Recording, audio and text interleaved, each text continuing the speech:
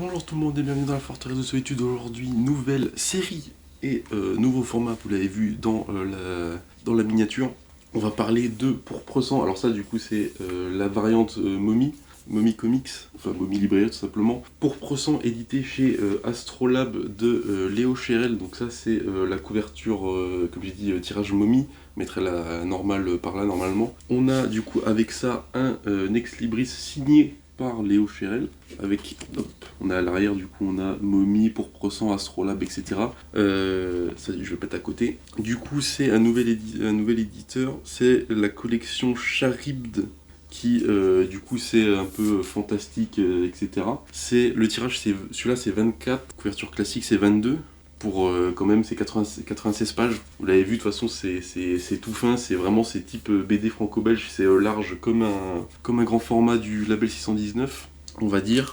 On a sur on a la carte du monde sur l'intérieur.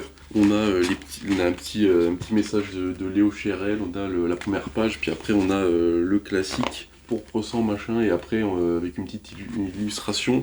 Et après on part direct dans l'histoire. Et comme j'ai dit, du coup ça fait 96 il me semble.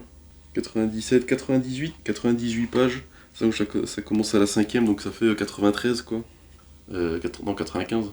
90 pages à peu près. Sachant que dans cette édition-là, vu que c'est la première édition, on a un carnet de croquis à la fin qui ne sera pas réimprimé si le titre est réimprimé. Il n'y aura pas le carnet sur les nouveaux tirages.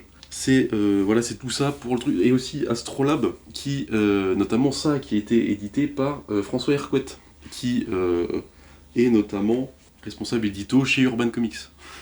Voilà, je vous ai spoilé une prochaine vidéo qui arrive aussi, mais bref. Nouvelle série, on inaugure les BD avec Pourpre Sang du coup, et ça sera pas la seule vidéo qu'il y aura sur cet éditeur là forcément. À noter que je trouve que le tirage Mommy, quand j'ai vu l'image, je me suis dit, ah, ça se trouve, ils ont mis je sais pas, du vernis sélectif. Non, c'est une cover toute simple. Donc, j'ai envie de dire que l'édition de base a l'air plus quali parce qu'on a au moins le titre avec un embossage et puis des trucs dorés et tout. Et puis, même, je crois, sur la tranche, ça doit être différent, un truc comme ça. Donc, un peu déçu du tirage Mommy, même si on a l'Ex Libris avec, qu'on n'a pas avec la version normale. De quoi ça parle? On va suivre, je sais même plus comment elle s'appelle, c'est terrifiant.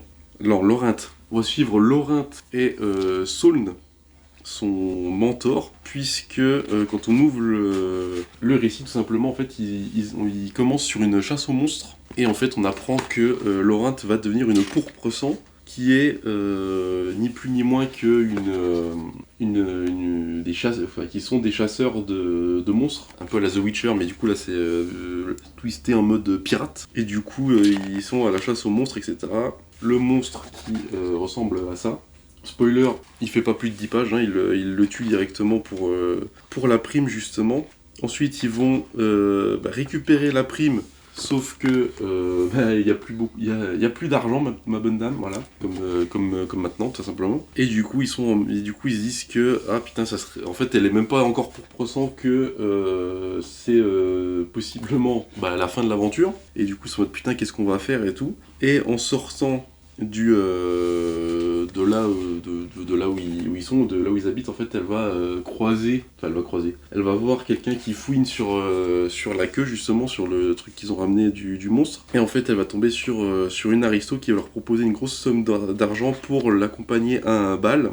Et ils vont y aller, ils vont rencontrer d'autres persos. Tout va un peu partir en couille quand il y a un personnage qui va se ramener avec pareil d'autres monstres qui vont se ramener à la cérémonie et qui vont attaquer la cérémonie ni plus ni moins.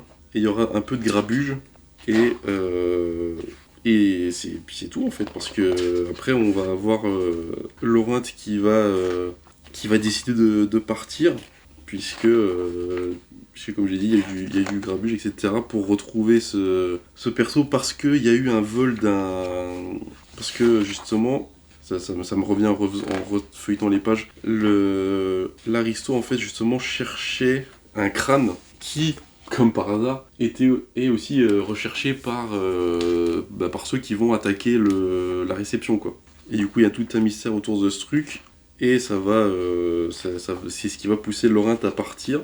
à la recherche de qui a volé ce crâne et pourquoi, etc., etc. Alors du coup, ça fait 90 pages, mais du coup ce tome 1, ça fait extrêmement très longue introduction pour le récit. C'est vraiment, j'ai eu les 96 pages, j'ai eu l'impression de lire un numéro 1 d'un tome, justement d'un numéro de comics, en mode le numéro, sauf que là ça fait pas 22 pages, ça fait 96, donc voilà, donc je trouve que c'est...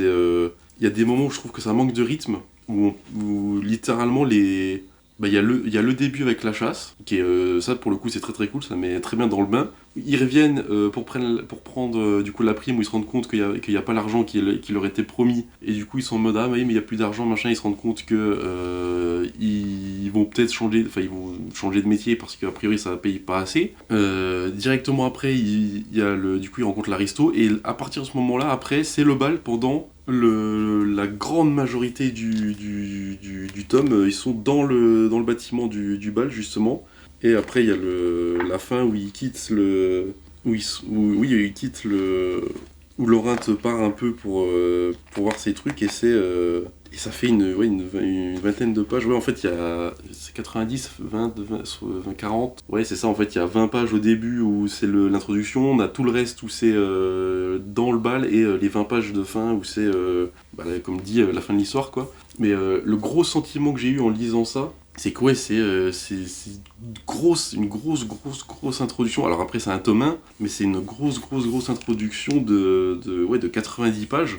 Là où pour le coup, genre pour 24 balles, j'aurais préféré avoir un truc beaucoup plus épais, avec vrai début d'histoire, avec un vrai cliffhanger à la fin qui donne envie de retourner sur le tome 2. Parce que pour le coup, la fin, c'est un peu anticlimatique, quoi. Y a pas de... Il n'y a, pas, y a pas grand chose qui, en tout cas pour moi, me donne envie de lire la suite. Alors les dessins, c'est très très cool. Il y a une double page qui est magnifique. Je sais plus où elle est. Je vais essayer de la retrouver avec le... Parce que du coup, comme c'est la franco-belge, il n'y a pas de...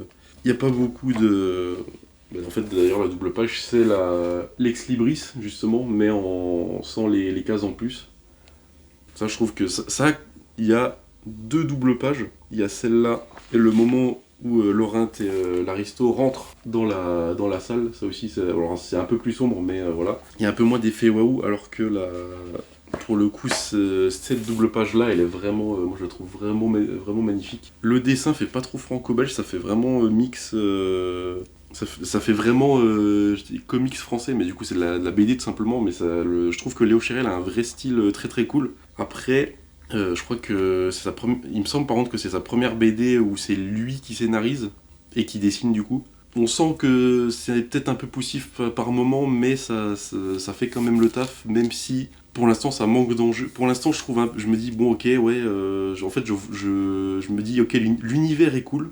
L'univers est vraiment cool avec ces histoires de monstres, de piraterie, etc. Mais je trouve que il y a des moments où c'est un peu creux, où on rentre pas en surface, etc. En fait, c'est pour un tome 1, c'est très cool, parce que moi au début je pensais que c'était un récit complet, du coup que ça allait être un truc assez épais et tout. Non, ça fait comme j'ai dit, 90 pages, un peu plus. C'est un tome 1, c'est une série à suivre. Combien il y aura de tomes? J'en sais rien. Est-ce que Léo Chérel le sait lui-même? J'en sais rien. Est-ce que la suite va être de meilleure qualité? J'espère. Pour donner tort à ce tome 1 qui est, pour moi, je dirais pas au niveau de... Enfin, pas au niveau, non. Enfin, le dessin est au niveau, mais je trouve que l'histoire suit pas forcément ce que peut raconter le dessin. Et j'espère que le tome 2 sera mieux. Après, le problème, c'est que voilà, c'est de la BD, donc forcément, c'est pas très épais. Mais moi, je vous invite de toute façon à l'acheter si vous voulez le lire pour vous faire votre propre avis. Mais voilà, c'était pour vous présenter pour Pourcent déjà, et le nouvel éditeur Astrolabe, où on retrouvera d'ailleurs le 25 septembre du Matteo Scalera et du Sean Murphy. Sean Murphy, le dernier pilote qui sera forcément sur la chaîne, parce que j'adore Sean Murphy. Donc ça, vous pouvez le compter sur moi pour vous en faire une vidéo. C'était tout pour Pourcent, c'était tout pour ce premier Parlons BD. Alors est-ce que du coup, je me dis, est-ce que du coup le Matteo Scalera est le dernier pilote? Parce que techniquement c'est publié chez Image, donc on va faire Parlons BD, ça sera vraiment que de la BD. Voilà, on va faire comme si. Voilà, c'est la promesse de l'éditeur, c'est de la BD. On va faire comme si c'était de la BD. Moi je vous retrouve en septembre. Putain, c'est dans longtemps. Quoique, non, on est déjà en juin. Pas dans si longtemps que ça, putain de merde. On se retrouve pour la suite pour le 4e père et le dernier pilote dans du coup chez Astrolabe et pour la suite de Parlons BD. Et spoiler, il y aura autre chose que du Astrolabe en Parlons BD parce qu'il y a une série dont je dois vous parler, que vous avez peut-être déjà lu, mais qu'il faut que je fasse une vidéo dessus parce que c'est trop cool. N'oubliez jamais de lire sans concession. Ciao!